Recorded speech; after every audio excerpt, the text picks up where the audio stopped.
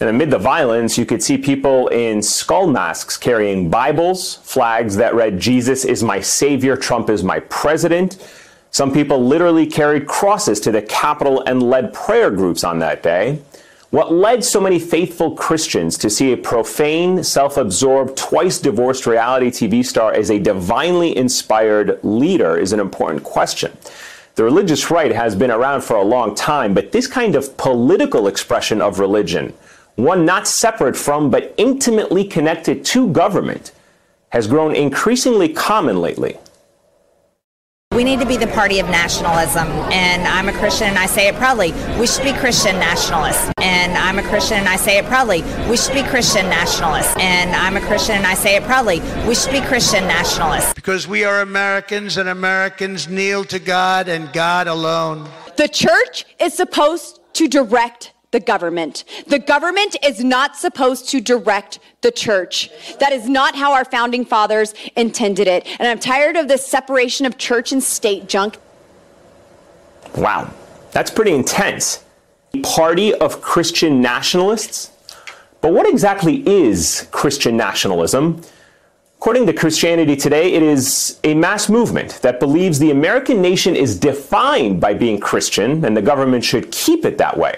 But which Christianity are Christian nationalists actually talking about? It's not the love thy neighbor kind. After all, many scholars like Kelly J. Baker argue that the most dedicated Christian nationalists in America a century ago were the members of the Ku Klux Klan, who also marched on Congress in hopes of reclaiming the country for their white Christian vision. In fact, the preacher who launched the Christian nationalist crusade back in the 1940s, Gerald L.K. Smith, was a conspiracy-spouting anti-Semite, claiming the president had Jewish ancestry, publicly embracing a kind of muscular and mainly white Christianity that is defined by its politics. You figure they love Jesus and they love America, and you might not imagine that it could be someone who would violently invade the United States Capitol to interrupt the certification of an election. And yet here is where we are. How did we get to this point? You know, Christian nationalism is a political ideology and a cultural framework that tries to merge identities of Americans and Christians. And it has been around for a long time. It is a pervasive and deeply embedded ideology that's been around in our democracy for at least 200 years. But you're right that it is becoming a bigger problem because it is increasingly violent and extreme. How much of that is grounded in Christian nationalism, this idea that America is somehow divinely ordained? I mean, do these people really believe that the U.S. can do no wrong, and if it does, it is the fault of non-Christians who are in this country, and that they're getting in the way of Christians from running this country successfully? Well, I think that Christian nationalism is certainly at play here, just like racism is at play. Christian nationalism operates a lot like racism. It's so embedded in the culture of the United States that we cannot divorce ourselves from it. I want to give all the praises and the honor to Yahweh Bahashem, Yahweh Shai Bahashem, Recha HaKodash, and double honors to the elder apostles and elder bishops as well of Great Millstone. Also honors as well to you leaders and brethren making up the body, even you supporters of this truth, and shalom to the elect. So anyway, I ran across this video, but the brother Judah Tribe 1969 sent me this clip, and shalom to that brother. And I've seen it before, and I believe I did a video off this guy from another video dealing with Christian nationalism. So I said I looked through it, and this was, you know, even more information. And I'll also get an article and probably a few scriptures through the commentary of the video. Now, this guy, VOCAB Malone, he will, now that I title it this way, he probably will touch on it, because I think I did a video on, what is it called, British Israelism, and he did a video discussing the differences. Now, the differences with what he called Black Hebrew Israelism and Christian nationalism, The difference is we never stormed the White House. This is a dangerous mindset to the so-called American people, right? According to this doctrine, this is a dangerous mindset to the government, to the people, right? To the land, you know, to the policies. It's just a dangerous doctrine. These people believe that the way this place was set up, that God gave them the God-given right to go in and destroy and murder and destroy people's lands and take their heritage. See, the difference with the biblical Israelites, when you go through the history of the biblical Israelites, when they went into lands and they took it, it was all by the Spirit of the Lord and done in righteousness, right? These guys, these people have managed to rape, rob, steal, kill, destroy, right? Even take people whole heritages, right? And that's not supposed to happen.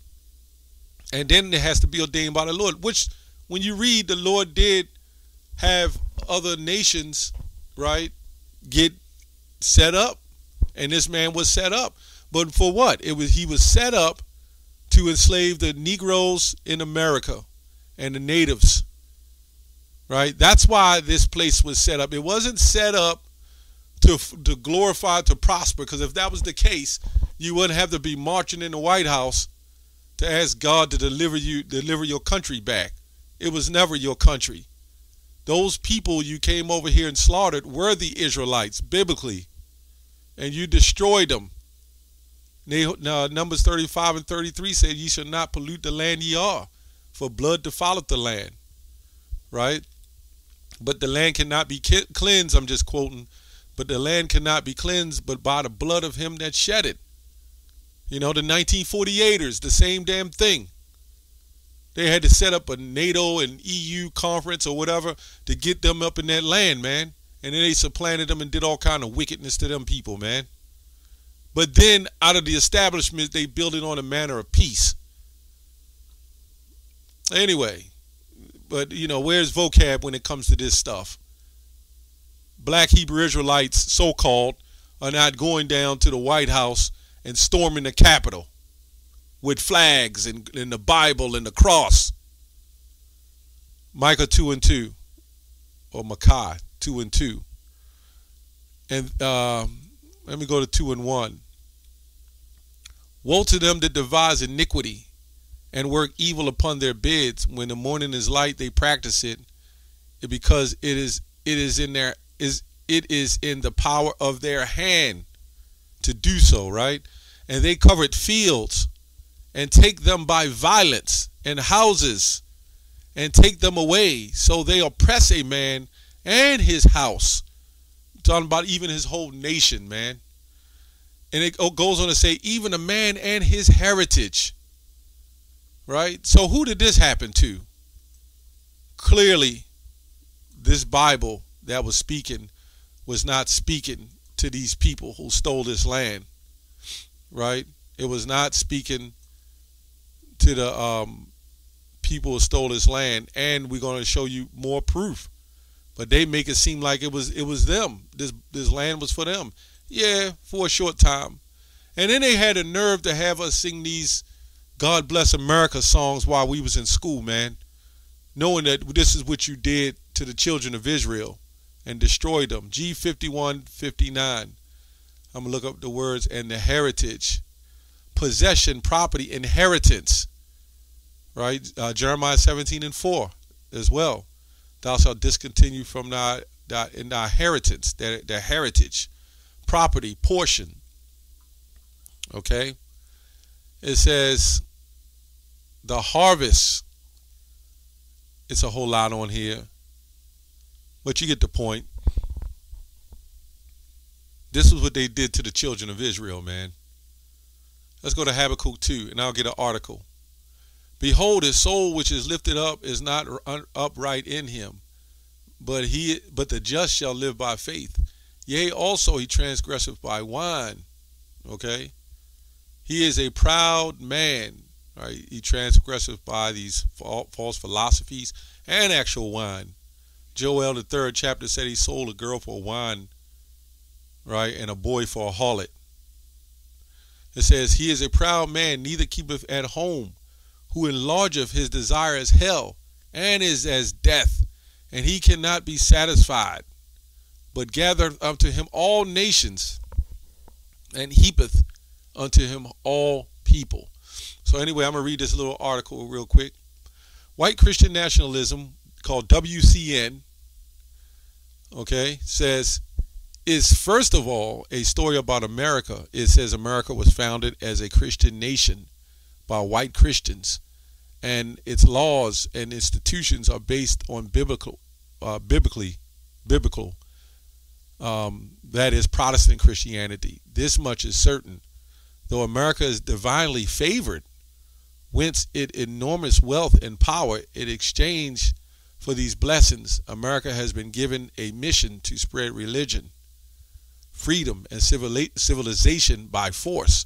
So we could clearly see this is what happened, right? And this is what VOCAB will try to say, that you had people who converted us peaceably and gave us opportunities. They gave you opportunity to live a little more comfortable in that hell that we were in. And some of them was force converted, and then over time you had ones that wanted to be convert because they had a better way of life. We were broken people, right?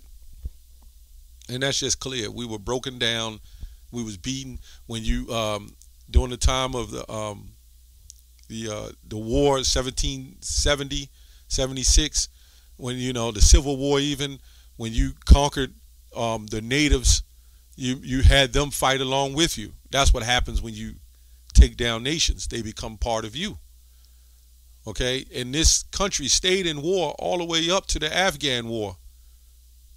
All those years, nobody knew that this whole country has continually been in war. They just called them different wars, and of course, it was kept out of the media.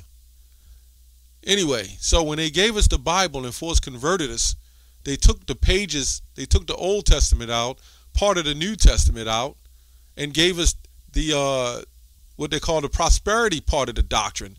Then they set up these preachers in the churches to teach that doctrine. That's why that's all they teach you. That goes back to slavery. And then they would ask people, if you are saved, if you were saved, you would convert.